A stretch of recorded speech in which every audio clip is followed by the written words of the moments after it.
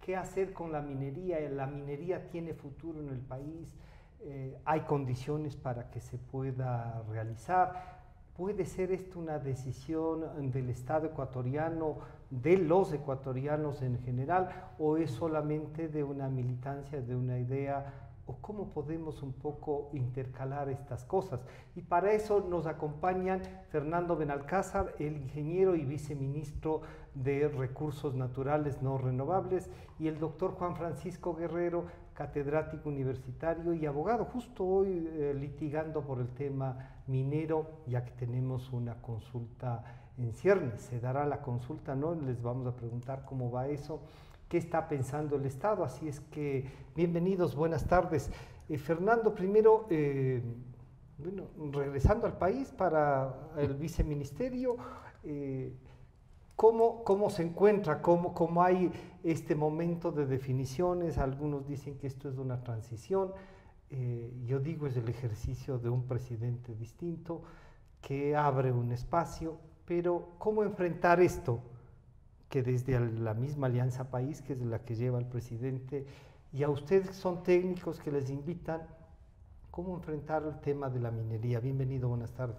Buenas tardes, Francisco, gracias por la invitación. Aclarando, ya estoy unos pocos años en el Ecuador, sí. Entonces ya estamos familiarizados. Entonces, con el lo país. Que pasa es que va y viene por este tema del cargo internacional. Hasta el 2015, 16 estábamos yendo y viniendo todo el tiempo, pero sí, contestando a su pregunta, el Ecuador dejó de ser un país visto con el potencial minero que pueda atraer la inversión extranjera.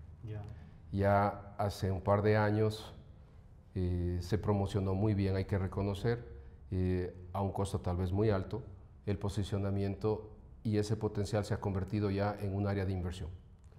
El Ecuador al momento cuenta con grandes jugadores del mundo de la minería. Están presentes. Presentes ya en el Ecuador con inversiones sustanciales muy atractivas, y dentro de esos hace pocos años prospectos, y siendo realistas, todavía siguen siendo prospectos hasta el momento que se hace la evaluación económica y se identifica claramente las reservas que tienen. En algunos ya están definidos, que son los que pronto arrancarán producción antes del final de este año, y en otros están en esas etapas finales. Pero en el país tenemos grupos tan grandes como BHP Billiton, que está entre las 3 más grandes del mundo, Anglo American, tenemos Newcrest, tenemos First Quantum. First Quantum acaba de manejar un proyecto de $6.600 millones en Panamá de cobre, uno de los proyectos más espectaculares de los últimos 5 años. Tenemos otras empresas como Lumina Gold, Fortescue, Sol Gold, Lundin Gold y el grupo EXA, Ecocorriente. Lundin y EXA son los dos que hacía referencia que en breve relativamente hablando en minería, un año es poco comparado con los 12 años que la ley permite para tomar una decisión, arrancarán en el último trimestre de este año, teniendo un impacto. ¿Usted piensa que no, sí? De hecho, estuvimos en estos proyectos hace menos de una semana, haciendo una verificación en sitio, verificando temas de control, temas de verificación de avance de obras, y puedo anunciar, el 75% de avance tiene el proyecto de cobre, Ecocorrientes, y 50% de avance el proyecto de Fruta del Norte de Lundin Gold. Pero entendiéndose que en los dos casos las etapas más críticas constructivas, las de demanda mayor de ingeniería, de trabajo y demás han sido superadas. Están en procesos de montaje, construcción de plantas de beneficio, etc. ¿Les genera algún nerviosismo, alguna inseguridad esto que le vamos a consultar a Juan Francisco Guerrero? Definitivamente, a cualquier inversionista nuevo que está en la fase inicial de traer esos capitales frescos al Ecuador, hay mucha incertidumbre, mucha expectativa de saber qué va a pasar con estos temas, llamémoslo así, amenazas jurídicas, donde se quiere contradecir el beneficio de 17,5 millones de ecuatorianos en su derecho constitucional sobre los recursos naturales no renovables, que es una potestad del Estado, su administración y cuidado a través de nuestro viceministerio, versus intereses de grupos menores. Yo doy un ejemplo, es el caso puntual de esta consulta que se quiere hacer en Girón, que va a afectar una de esas inversiones, posiblemente en el proyecto Loma Larga, donde 13,000 personas tendrán la opción de opinar no, y tal vez 1.500 de las comunidades inmediatamente vecinas al proyecto dirán sí.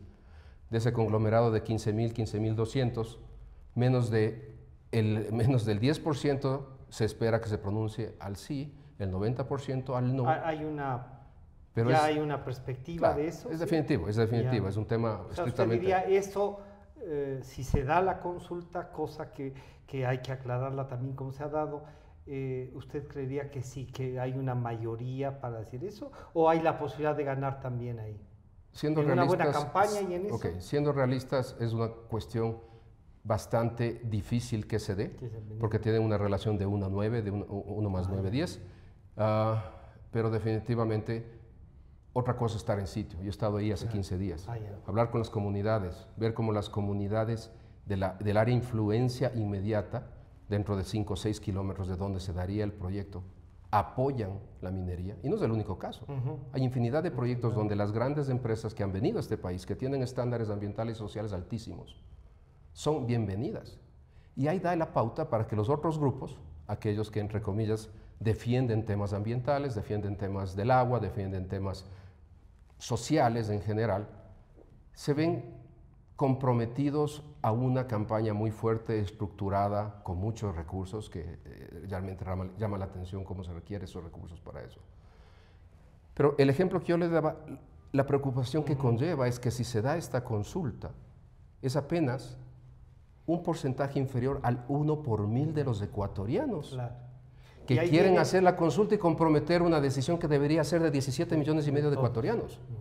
Pero claro, Juan Francisco, bienvenido, buenas tardes. Claro, el constitucionalista y el catedrático, les hemos puesto una escenografía del agua, de nuestra selva, que muchos son los que dicen, esto es lo que estamos defendiendo.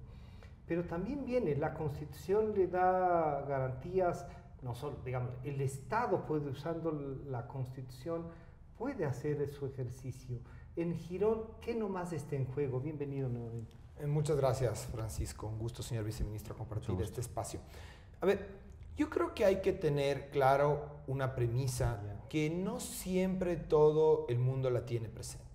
Las actividades extractivas y de forma específica la minería es una actividad lícita y recogida tanto a nivel constitucional como a nivel legal. Es decir, no hay duda alguna que nuestro país, inclusive a pesar de los procesos constituyentes, de los cambios, de las modificaciones, nosotros no tenemos prohibición para realizar este tipo de actividades. Entonces, partamos desde el punto de vista jurídico de esa realidad. Ahora, ¿cuáles son los pasos para realizar una minería formal, ambiental y socialmente sustentable? Claro. Sí, ambiental y socialmente sustentable. Y hay una serie de procedimientos y de una u otra forma, las inversiones importantes de muchas veces de las compañías transnacionales, precisamente viene esa inversión y trata de desarrollar una minería responsable. Se somete a procedimientos, no es fácil obtener espacios, no es fácil llegar a tener el título de propiedad de una concesión para desarrollar este tipo de actividades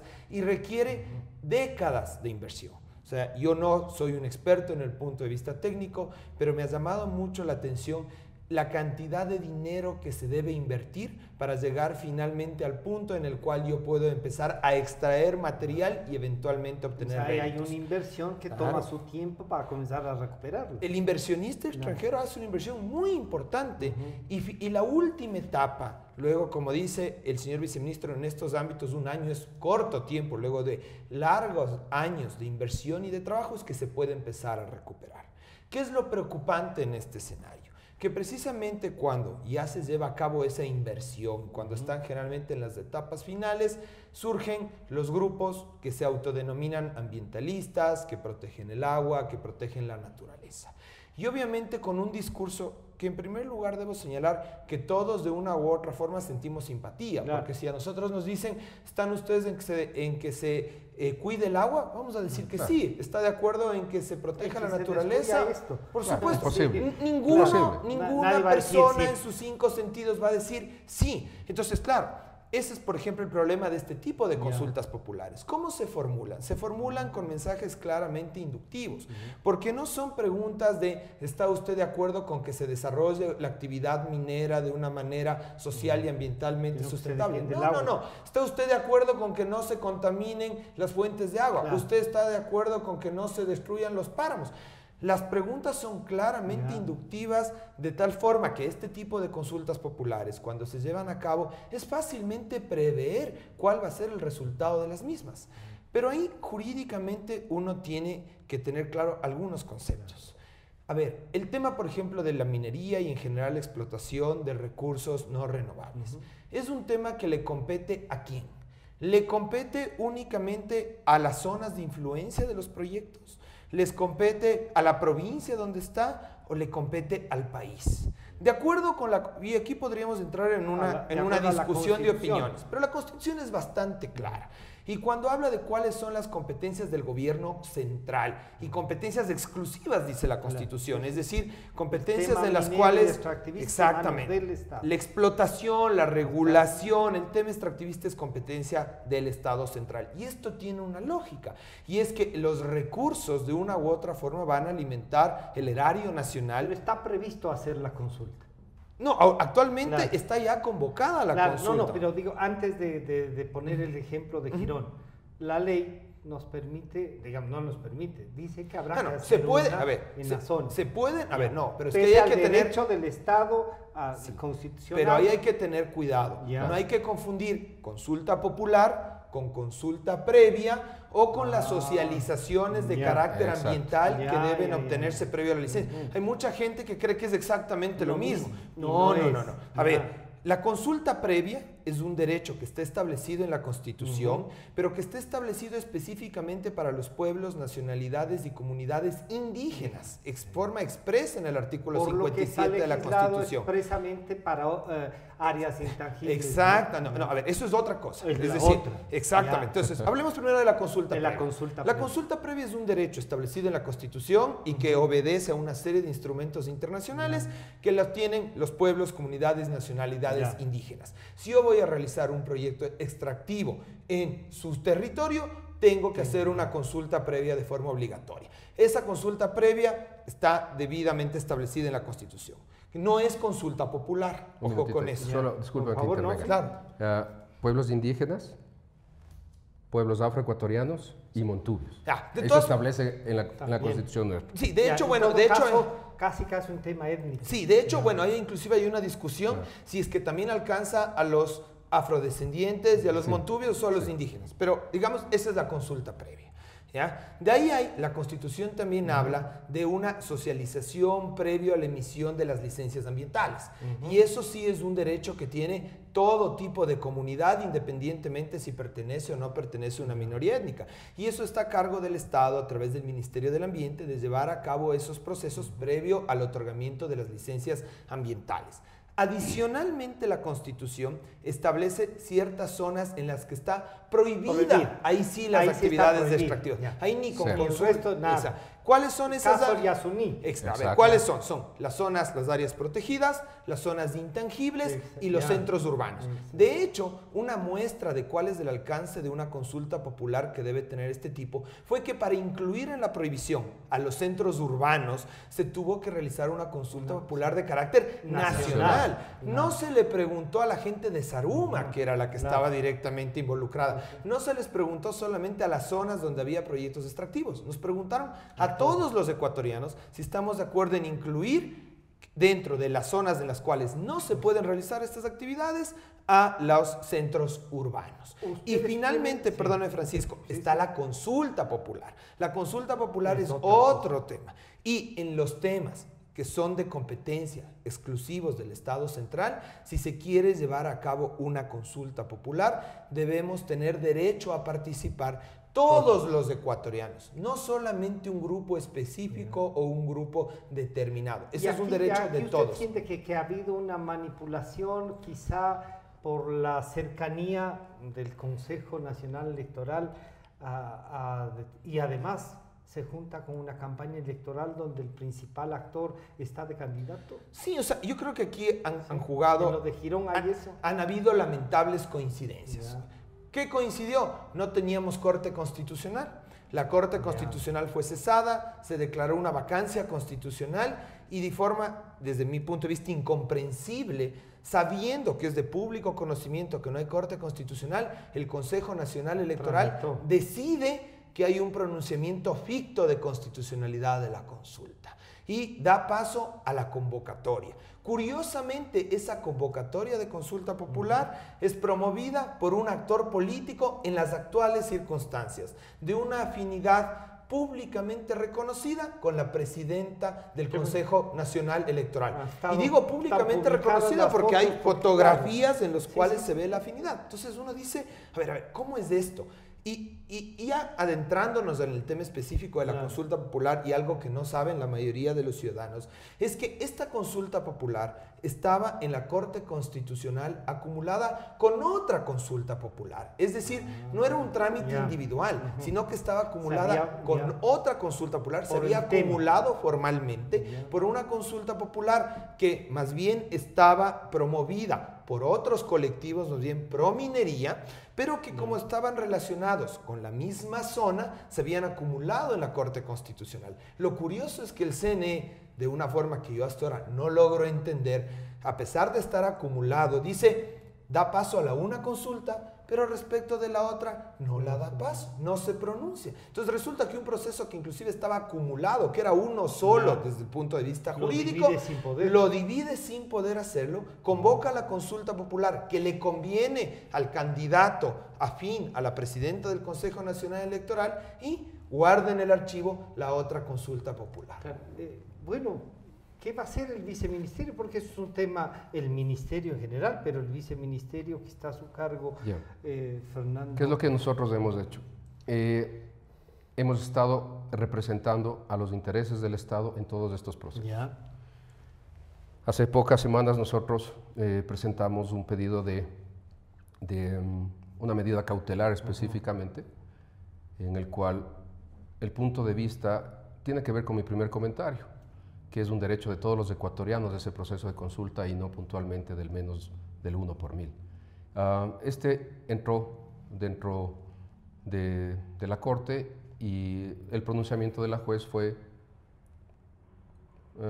radicalmente interesante en el sentido de establecer que el ministerio no tenía el derecho de preguntar o de hacer comentarios en defensa de los ciudadanos. Porque le quitaba la vocería de los ciudadanos. Correcto, que nosotros como ministerio no podíamos representarlos y para eso había otras entidades del Estado.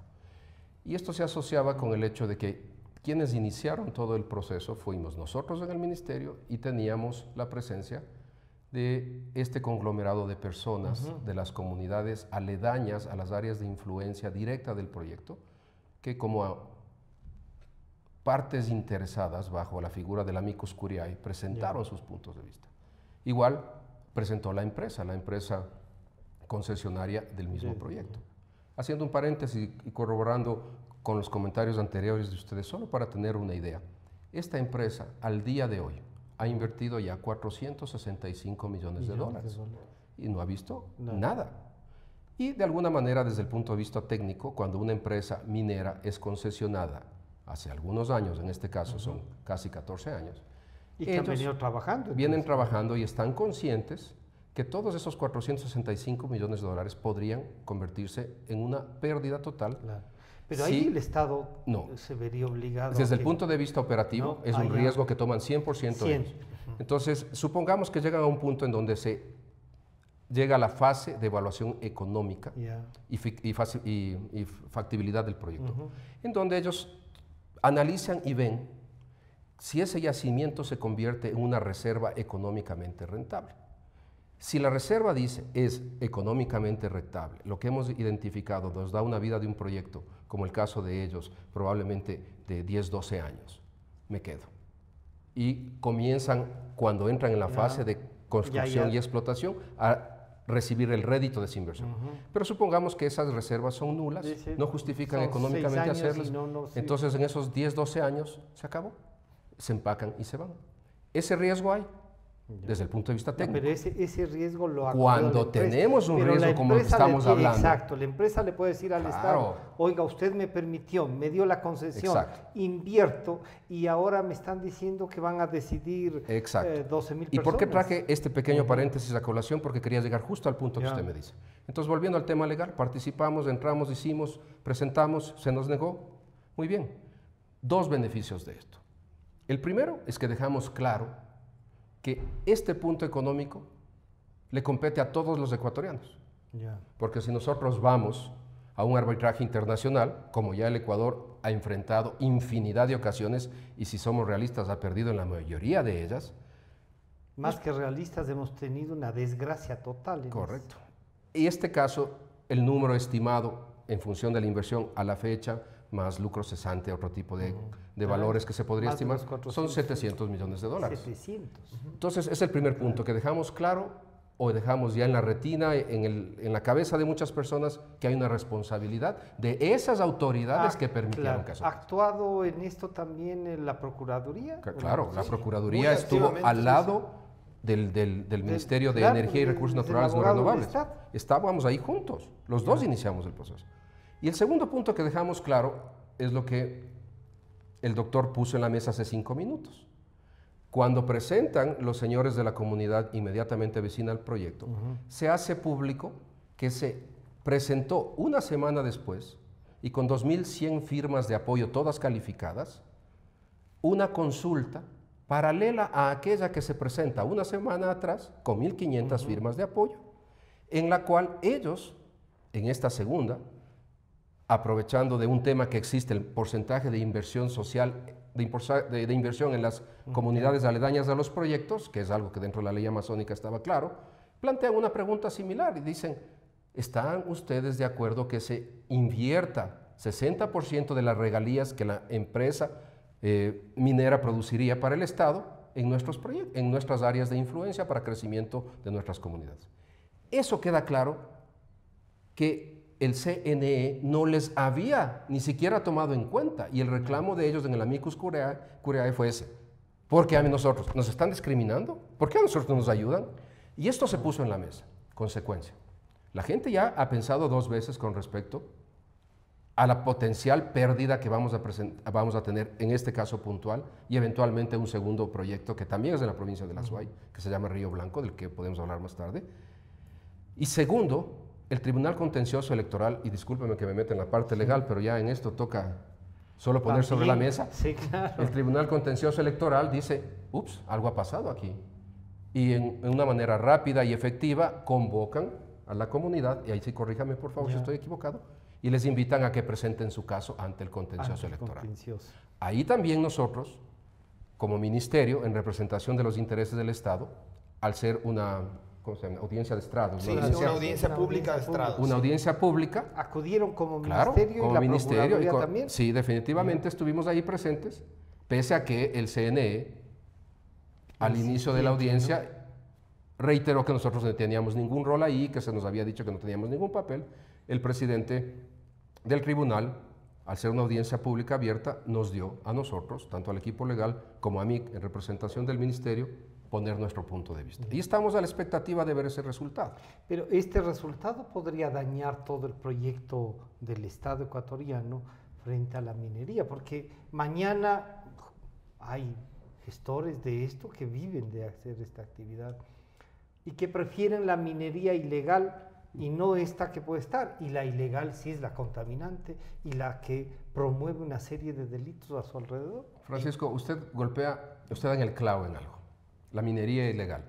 Quienes tienen esta, voy a intentar contestar su comentario en 2 partes. Primero, minería ilegal. Quienes tienen esta visión de oponerse completa y radicalmente a la minería responsable, estructurada en los temas ambientales, sociales, técnicos y económicos, y se imaginan que al lograr eso, en un país que tiene una historia centenaria como país minero, país que antes de existir como república y antes de la llegada de los 200 años, diríamos, estaban en lo que es ahora la Tola, la Si Tolita, nos vamos a la Tolita, claro, si nos vamos a la Chorrera, estamos hablando 3.000 años atrás, 500 antes de Cristo en adelante. Querer pensar que porque cerramos las puertas a las grandes corporaciones mineras que hacen las cosas muy bien, y hay ejemplos y a las concretos. que les podemos además sancionar si no hacen. Claro, porque están reguladas Claro. y controladas. Y que generan réditos. Y que generan para el ¿no? Estado ingentes cantidades de dinero. Es que están legalizadas. Cogemos y les decimos, señores, ustedes no entran. Pero el día que, por ejemplo, se dio el resultado de la audiencia en Quito, yo estaba en Cuenca. Ya. Estaba justo visitando el proyecto Loma Larga. Primera plana del diario El Tiempo de Cuenca, uno de los de mayor circulación con el mercurio. 102 actividades de minería ilegal identificadas por el Ministerio del Ambiente del Ecuador. 102. Que funcionan, Claro. hacen un daño ambiental impresionante, un daño social impresionante, Sí. no representan un rédito para el Estado ecuatoriano, versus que ese mismo día se decidía que no procede porque ya nosotros no representábamos los intereses del pueblo ecuatoriano. La segunda parte que quiero concluir es, para concluir esta primera parte, si pensamos que cerrar la puerta a la minería responsable es la solución, esperen a ver lo que pasa. El mejor ejemplo, concesión minera, Janrine, Imbas en la provincia de Imbabura. Lo que dicen Buenos Aires ahora. Cuando hay técnicos, lo que es Buenos Aires, cuando hay técnicos que trabajaron en los procesos de exploración, ingenieros, empleados, operadores de taladros, e identifican potenciales vetas superficiales, donde el oro es casi puro o de grandísimo contenido de material de oro. Hay el riesgo siempre, al ser superficiales, que esto pase. Esto es algo que se filtra la información. Definitivamente Eso es alguien que está también hay grupos cerca a que todos. tienen mucho dinero para poder financiar todo esto, coger y desplazar 5 o 6 mil personas desde Zaruma y moverlos acá en cuestión O sea, de están 45 haciendo días, Otro Anambija. guardando las distancias, que no había redes públicas, que no había celulares. Claro. Buenos Aires es Anambija, como el día de hoy es tener teléfonos, cámaras que nos permiten ver lo que Buenos Aires es. En Nambija en los 70, 60, 80 no había nada de eso. Doctor Guerrero, ¿cómo entonces entender esta actuación? Unos dirán, bueno, están ganando los que tienen esta idea de que aquí no dejemos este Estado extractivista y pasemos a qué. Pero además, ¿para qué tienen en la Constitución la posibilidad de que el Estado sí puede explotar y puede dar concesiones? A ver, jurídicamente lo que está pasando es inexplicable. Ya. O sea, ¿Aquí hay que una vocación política? O sea, a ver, obviamente primero hay muchísimos intereses políticos. Ya. ¿Ya? También hay que reconocer que hay la utilización y manipulación de grupos ecologistas. Ya. De hecho, vea, en este tema de la consulta popular, cuando se quiso hacer la consulta popular por el tema Yasuní, no había duda, nadie puso en duda que era una consulta popular nacional. A nadie se le ocurrió ver cuál es la zona de influencia, Claro. cuáles son las parroquias, cuáles son los cantones. No, era una consulta popular nacional. Resulta que ahora, ¿no es cierto?, cambia pocos años después, ahora ya encuentran que su agenda, esta agenda que desde mi punto de vista tiene intereses ocultos, como señala el viceministro, porque ¿qué es lo que ocurre? Se hace inversiones de cientos de millones de dólares. Ese es el trabajo costoso. Eso es lo que no hace la minería ilegal. Se llega al punto en el cual ya estamos en una fase en la cual se puede empezar a tener réditos. Ahora sí, vengan grupos ambientalistas, ¿no es cierto? Pongamos obstáculos para que continúe, que se vaya a la empresa formal y queda el material listo para que venga la minería ilegal. Entonces, no es que, a mí lo que me parece perverso es que con el discurso de vamos a proteger el ambiente, vamos a proteger el agua, en realidad lo que se está promoviendo son intereses económicos absolutamente de grupos irregulares. ilegales, claro. Vean, recordemos lo que pasó en el país, la cantidad de exportación de oro en miles de millones de dólares, Que nadie sabía de dónde han salido. Increíble. Claro. Yo creo que sí Claro, sabemos, sí sabemos de la minería ilegal, de este tipo de indiscutible. actividades. Claro, obviamente eso los grupos ambientalistas no lo dicen. Entonces, jurídicamente es inexplicable. Yo lo que lamento es que el Consejo Nacional Electoral y hasta ahora el Tribunal Contencioso Electoral no han hecho nada por regularizar el camino jurídico. Nadie niega, no hay incertidumbre. Nadie ¿no? niega que hay la posibilidad de hacer consulta popular, pero en un asunto de este tipo, la consulta popular tiene que ser nacional. Y una reflexión final. Esto no solamente afecta a la minería. Yo le pregunto, ¿quién quiere tener cerca de su casa o cerca de su propiedad un centro de rehabilitación? ¿Quién quiere tener una planta de tratamiento de basura? Se está abriendo la puerta que de ahora en adelante cualquier persona, cualquier comunidad que no esté de acuerdo con un proyecto que es de interés nacional, haga una consulta popular local. 10.000, 15.000, 5.000 personas, se haga una consulta popular. ¿Quiere usted que en tal parroquia se construya un centro de rehabilitación? Obviamente va a decir que no. El derecho de participación del pueblo, por lo tanto busquen otro lugar. Ya. Bueno, vamos a hacer un pequeño corte y seguimos dialogando sobre la posibilidad del camino de la minería y si la consulta que podría darse en Girón va a traer consecuencias y cómo podrían enfrentar tanto las empresas como el Estado. Enseguida volvemos. En un momento regresamos con Diálogos por Democracia M y Democracia TV. Inicio del espacio publicitario. Vamos a transformar Quito. Vota Todo 7. Adelante Ecuatoriano, adelante. Para concejales urbanos, Circunscripción Centro, Diego Paucar, Joana Borja, Celso Ortiz, Yadira Troya. Presentaremos proyectos de ordenanzas cantonales en nuestro ámbito de competencia. Fiscalizaremos las acciones del alcalde. Haremos escuchar vuestra voz en las sesiones del Consejo. Concejales, CNE 2019. Ahora en los parques, plazas, taxis y transporte público de Quito, tú tienes un ángel guardián que te protege. Descarga gratis la app Ángel Guardián en tu smartphone y actívala en caso de acoso, bullying, robo, trabajo infantil y seguridad vial. Ángel Guardián, una plataforma tecnológica creada por la Alcaldía de Quito que va en tu ayuda para brindarte seguridad. Si lo necesitas, tu ángel guardián actúa. Quito cuenta contigo. Alcaldía de Quito. Autorización número 0195. CNE. Elecciones seccionales 2019. Fin del espacio publicitario. Francisco Rocha está de vuelta con Diálogos por Democracia M y Democracia TV. Estamos de regreso ya y entonces reiniciamos con la segunda parte que el viceministro que daba, ingeniero Benalcázar. Yo decía para terminar, el tema que siempre tenemos nosotros, la independencia de poderes es algo que el señor presidente ha dejado muy claro y esa es la instancia final que nos queda a nosotros recurrir a la máxima y última instancia que será la Corte Constitucional en cualquiera de estos casos.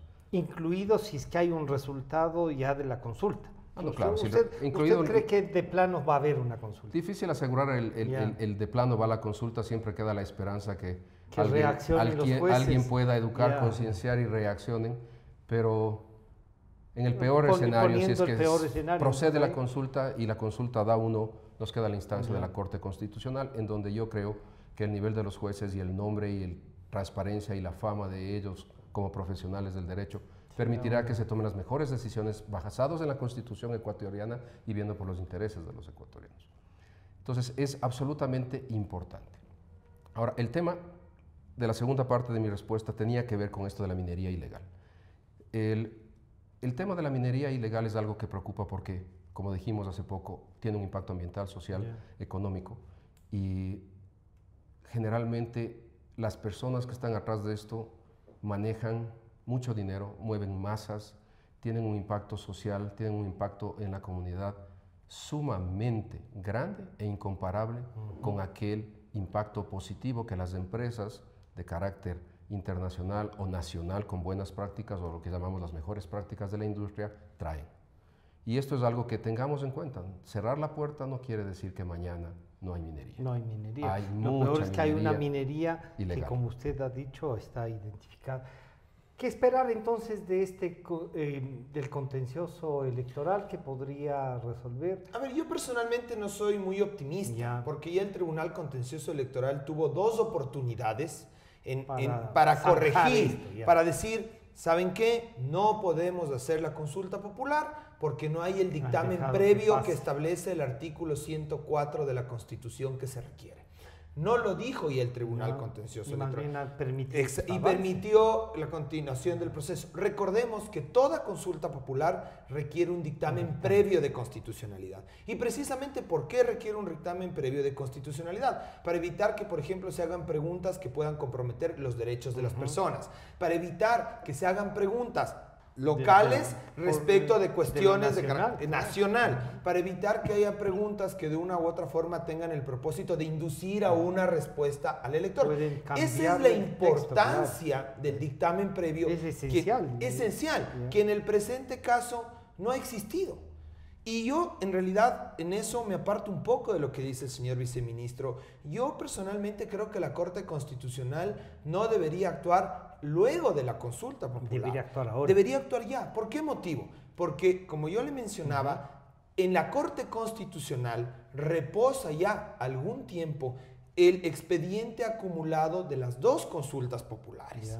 De hecho, ya el expediente inclusive en su momento fue en el mes de agosto del año pasado, o el mes de julio del año pasado, pocos días antes de que cese la Corte Constitucional, ya fue puesto en conocimiento del Pleno de la Corte, es decir, listo para que se resuelva.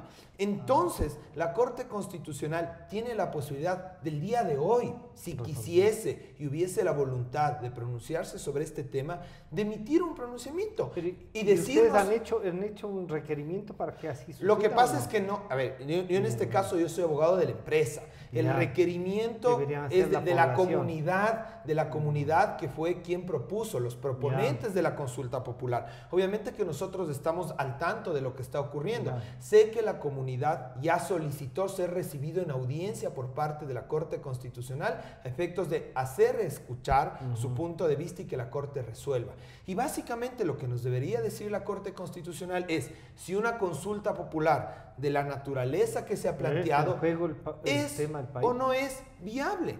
Y yo creo que eso lo debe hacer ahora la Corte Constitucional, porque supongamos en el peor de los escenarios, que a ratos parece que es un escenario que no se va a poder evitar, que el 24 de marzo se haga una consulta popular y que, como es previsible, la gente le pregunten si quiere cuidar la naturaleza y va a decir que sí, mayoritariamente. ¿Qué pasa si luego la Corte Constitucional, que tiene un expediente abierto, que está certificado, que está pendiente y que tiene que resolver, dice la consulta popular no se debía realizar? Es inconstitucional. Tenemos una situación de inseguridad terrible. Por un lado tenemos un pronunciamiento digamos, mayoritario de la localidad, y por otro lado un pronunciamiento de la Corte Constitucional que dice que esa consulta no se debió realizar. Es un escenario de caos, y esos son los escenarios de caos en que lamentablemente luego el Estado ecuatoriano no está en condiciones de justificar en un arbitraje internacional, porque esto internamente podemos decir es que es la coyuntura, es la idiosincrasia, es el caos jurídico. Llévele usted este tema a un arbitraje internacional en el cual, ¿qué va a decir? Invertí más o menos $500 millones.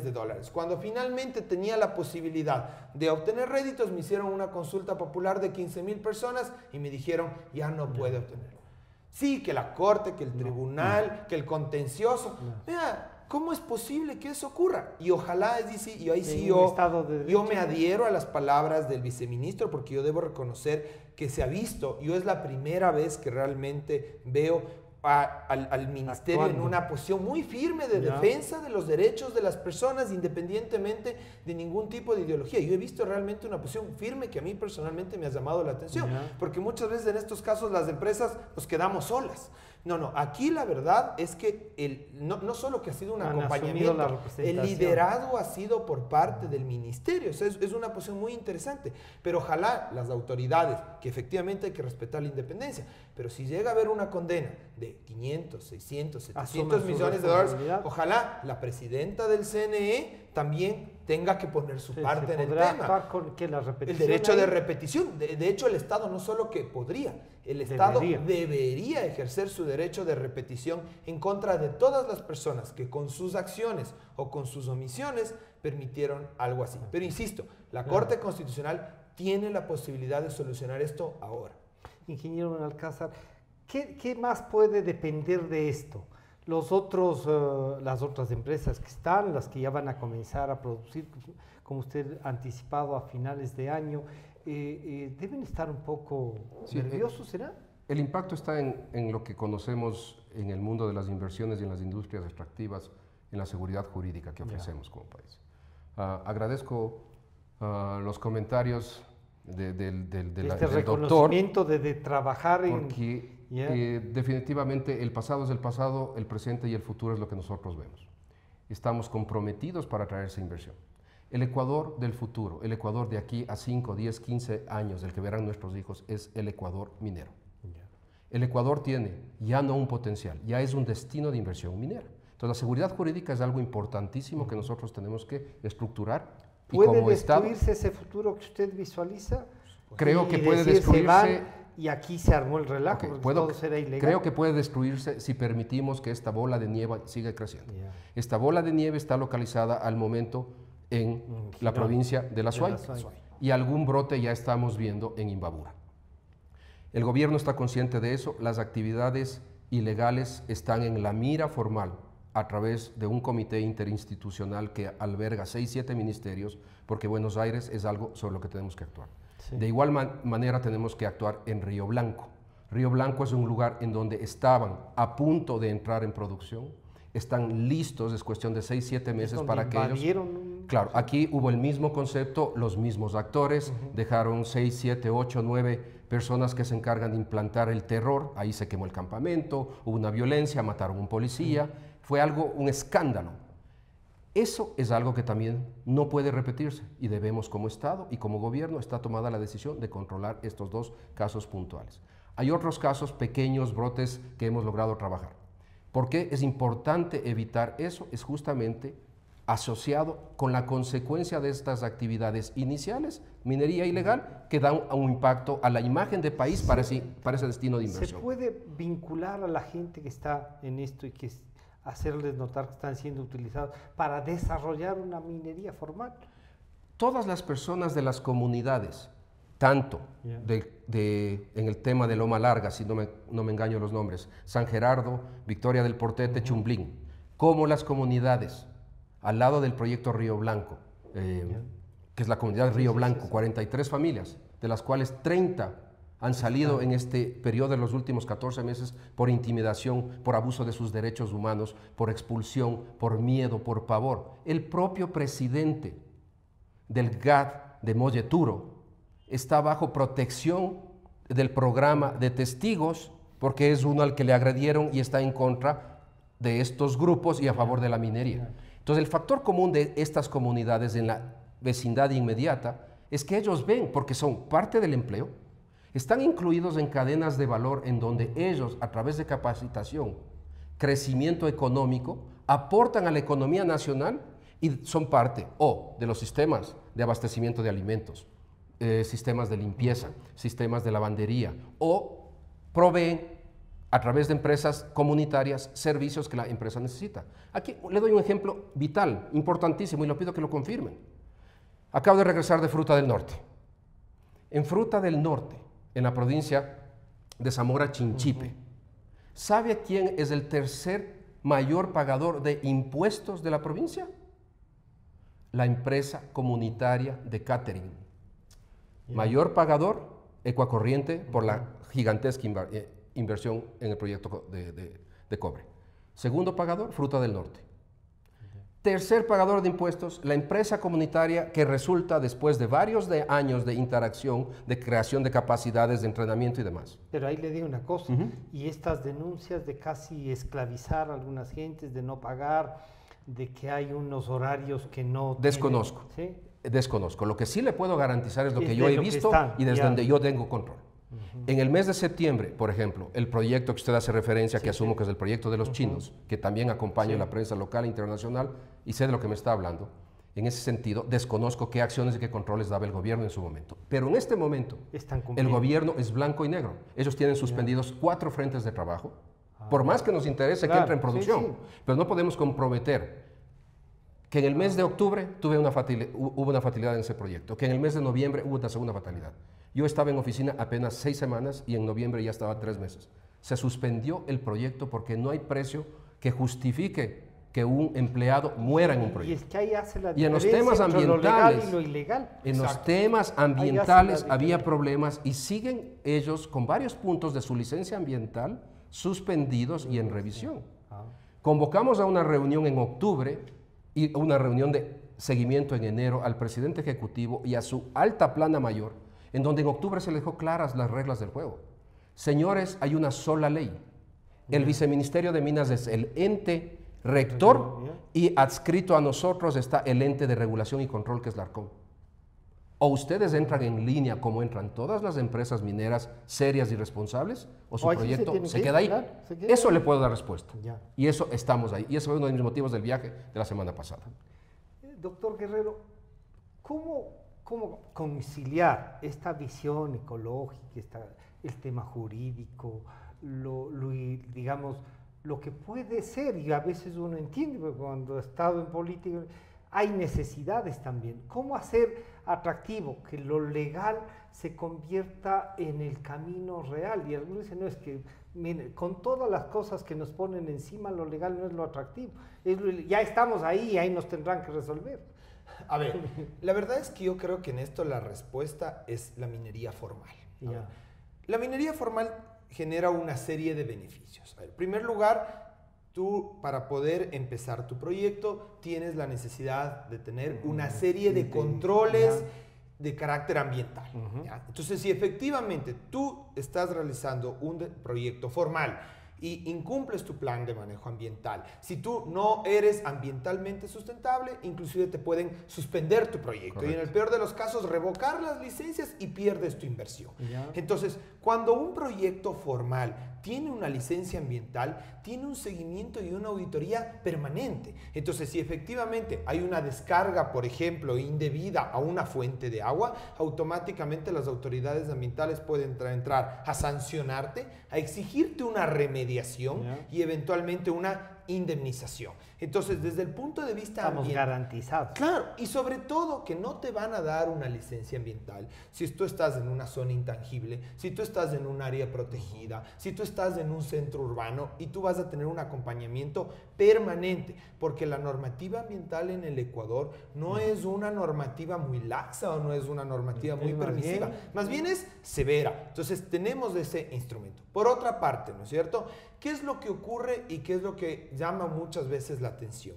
Generalmente las zonas de influencia directa de los proyectos están de acuerdo con los mismos, porque más bien los proyectos, los formales y adecuadamente llevados, son polos de desarrollo de la zona, porque efectivamente aquí estamos hablando de proyectos que son multiplicadores de valor, porque obviamente hay trabajadores y los trabajadores requieren hospedarse, los trabajadores requieren comer, los trabajadores requieren insumos. De hecho, una de las cosas que llama la atención de esta consulta popular es que la consulta popular se la hace en el Cantón Girón, cuando la zona de influencia es solo unas parroquias del Cantón Girón y cuando la zona de influencia incluye 2 parroquias de 2 cantones diferentes. O sea, ni siquiera se hace la consulta popular en toda la zona de influencia directa, no una parte, sino en un ahí cantón. Entonces ellos están controlando ese cantón. Exacto, claro. ¿Por qué? Porque el centro urbano del cantón, donde tienen control los proponentes y que no es zona de influencia directa del proyecto, es afín a los proponentes. O sea, imagínense el nivel de distorsión.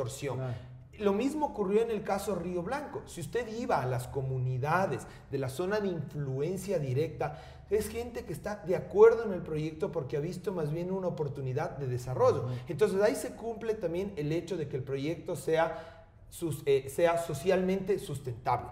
Por otra parte, ¿cuál es la forma en que se ha desarrollado y que puede desarrollarse el país? Nosotros tenemos un potencial minero gigantesco. Necesitamos recursos. Ahora escuchaba en la mañana que producto de este FMI, del acuerdo con el FMI, ya se está conversando en nuevos ajustes tributarios, ¿no es cierto? Que el Ecuador necesita recaudar. Que para tener el acuerdo con el fondo necesitamos, hay que presentar el programa económico. Entonces hay una necesidad que creo que no nos podemos tapar los ojos. Necesitamos recursos. Una opción es seguir aumentando la carga tributaria, pero otra opción es promover este tipo de proyectos de inversión. Vea, Australia, por ejemplo, yo conversaba con alguien muy vinculado, gran parte del desarrollo australiano que prácticamente no tiene crisis está sustentado en una industria minera muy formal. Claro. Canadá, entonces Pero son quizá países más grandes en donde las poblaciones como las nuestras no tienen este grado de influencia y tampoco los ambientalistas, aunque los ambientalistas de esa zona son más radicales. Y eso le voy a decir, yo creo que más bien la influencia de los grupos ambientalistas pero sirve para países, controlar, ¿no? Sí, no para oponer. Y yo no creo que está mal que haya grupos ambientalistas, yo creo que eso es positivo. Lo que ocurre es que también se necesita que ese ambientalista sea racional. Vea, ¿qué es lo que va a ocurrir si es que finalmente no continúa la minería en Loma Larga y en Río Blanco? Como se decía, no es que ya se va a acabar la minería y está protegido las fuentes de agua, están los páramos. De infección todo para dañar lo contrario. todo. Llega la minería informal, la minería ilegal, y no tiene licencia ambiental, no paga tributos, no tiene controles. Vamos a ver muertos, no hay cómo ver si es que los trabajadores están siendo explotados o no están siendo explotados. Simplemente es una destrucción, no solo del medio ambiente, sino del entorno social, porque precisamente lo que está pasando en Buenos Aires es un área contaminada por la delincuencia. Es tierra, una tierra absolutamente casi de nadie, no han informal. podido entrar ni siquiera los militares. Exactamente, entonces ¿eso es lo que queremos? Esa es la pregunta, porque si es que ya tengo reservas comprobadas de minerales preciosos, eso no se va a quedar ahí. Entonces tenemos dos opciones, o damos un sí a la minería formal, ordenada, responsable, la controlamos y obtenemos como país réditos de ella, o la otra opción es explotación, igual se va a hacer pero a través de minería ilegal. Viceministro, ¿cómo enfrentar esto? Esto es un gran reto, o sea, ¿cómo enfrentar? ¿Hay una decisión del gobierno de hacer minería? Nosotros hemos trabajado arduamente hasta el 30 de noviembre en la elaboración de la revisión de la política minera. El país tiene una política minera que se la definió en el 2016. Nosotros trabajamos. La revisión que busca hacerle al Ecuador un país altamente competitivo en la región. Hicimos una comparación del Ecuador como destino de inversión minera frente a Colombia, Perú, Brasil y Chile. Datos interesantes. El Ecuador al momento cerró el 2018 con un impacto de la minería en el Producto Interno Bruto en el rango del 1.55%. A través de la revisión de esta política y mover todos los engranajes del gobierno encaminados a que todos estemos en la misma línea, nuestra proyección optimista es que al 2021, a finales de este gobierno, lleguemos a un 4% del Producto Interno Bruto. Y en el caso pesimista, en donde pueda pasar un Río Blanco que no siga adelante o un Loma Larga que se suspende, estaremos en el rango del 3%. Entonces, es importante que nosotros, al contar con la política, misma que estimo yo que hasta el 15 de este mes probablemente ya sea aprobada a través de un decreto ejecutivo del señor presidente, y donde se le declare al país en esta línea económica muy importante para el futuro nuestro, hará una gran diferencia. Otro punto interesante es ver los números. Probablemente ustedes acompañaron la información del señor ministro Carlos Pérez cuando hace el informe de su año de gestión. Es interesante y no por un afán de comparación, sino por un afán de usar números reales. Lo que está previsto en el sector minero de inversión en los próximos 30 meses hasta finales de este gobierno es aproximadamente 3.805 millones de dólares de inversión. En el sector petrolero, a la fecha, se habla de 2.500 millones. Veamos ahí la pequeña diferencia. Segundo, el impacto que nosotros tenemos en las exportaciones mineras cerrado al 31 de diciembre del 2018 está en el rango de 270 millones de dólares, siendo el número oficial solo hasta octubre, 226, pero proyectando digo 270. Si nosotros entramos en esta línea de poner a producir lo que va a entrar en producción, oro y cobre, hasta finales de este año, más la estabilización de los proyectos en el 20 y el 21, nosotros llegamos a hablar de exportaciones 3.600 millones de dólares. Veamos la diferencia, 270 a 3.600, con los proyectos que nosotros tenemos en línea al momento, y siendo no optimistas que Río Blanco también entra. Si Río Blanco entra, ese número va a quedar corto. ¿Qué implica para el Estado ecuatoriano solo en recaudaciones? 900 millones de dólares. Y esto... Tasas de interés cero. Claro, claro. Porque es ingreso. Claro. Y vamos a lo social, a lo que a todos nos importa también, lo social y lo ambiental. 30.000 plazas de trabajo si nosotros tenemos en este periodo de tiempo. El día de hoy, si nosotros vamos y vemos lo que están haciendo en Fruta del Norte, tenemos una cantidad de gente trabajando directa e indirectamente. Si vamos al proyecto Examirador de cobre, igual. Si proyectamos todo esto a estos próximos 29, 30 meses, el impacto económico es real. Y no son números que me invento, son números en contratos. Pero esto puede fracasar si esto no funciona.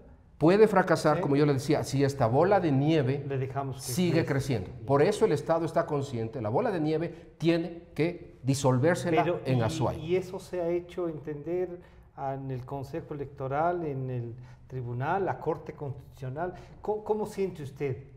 La independencia de poderes la mayor traba que tenemos, porque nosotros debemos respetarlas. Pero, ojo, usted habrá notado que desde el 12 de diciembre estamos en una campaña de educar y concienciar a los ecuatorianos. Personalmente estoy al frente de esa campaña. He visitado los proyectos como Cascabel. Cascabel es el futuro del Ecuador. ¿Por qué es el futuro del Ecuador? Solo para que tenga una idea. En cuanto a cobre, las reservas estimadas que ellos van a tener es 3 veces lo que es al momento el proyecto Mirador. Y 5 veces el proyecto Fruta del Norte. O sea que ahí hay un Ese futuro. Es el futuro que nosotros estamos hablando del 2021-22. El mayor peligro es que alguien se enamore de ese futuro y quiera hacerlo parcela. No, no hay forma. ¿No? Porque en este caso es un grupo de empresas serias, grandes, estructuradas, que tomaron una base que es la base de una empresa que se llama SolGold australiana, con otra empresa pequeña, junior, que se llama Cornerstone, y ahí han invertido BHP, la número 2 del mundo, Newcrest, entre las 10 mayores del mundo, y ellos saben cuidar su casa, su jardín, a diferencia de lo que pasó en Buenos Aires, que otra empresa no supo cuidar su jardín. Doctor Guerrero, para terminar, se nos fue el tiempo. ¿De esto depende entonces el futuro de la minería, de esta resolución? Depende de la institucionalidad. O sea, depende de que la institucionalidad del país funcione. Me parece realmente rescatable esto de la independencia de funciones. Creo que es algo que todos demandábamos antes, pero ahora necesitamos que responsabilidad. Exacto, nosotros necesitamos que la institucionalidad del país funcione. Ahorita estamos en manos de la función electoral y de la Corte Constitucional, y en algunos ámbitos en la función judicial. Necesitamos que alguna de esa institucionalidad del país tenga la valentía de actuar jurídicamente, porque aquí jurídicamente no hay zonas oscuras, y decir basta. No se puede llevar a cabo una consulta popular local mínima para un tema de interés nacional que puede comprometer no solo la inversión en el sector minero, sino la inversión en general. ¿Cómo el gobierno puede tocar puertas y atraer inversión extranjera si hay la posibilidad de que con consultas populares locales esa inversión corra riesgo?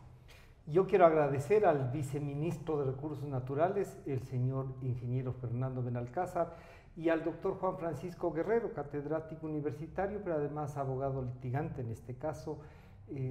Bueno, este programa estará a disposición de ustedes nuevamente a partir de las 3 de la tarde.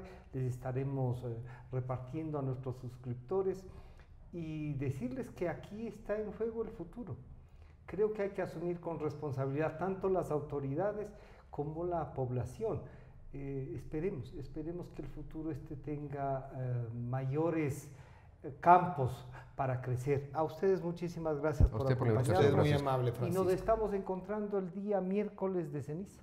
Muchas gracias. Democracia. Sobre la emergencia de gas y energía que se está viviendo en la costa Caribe. Democracia.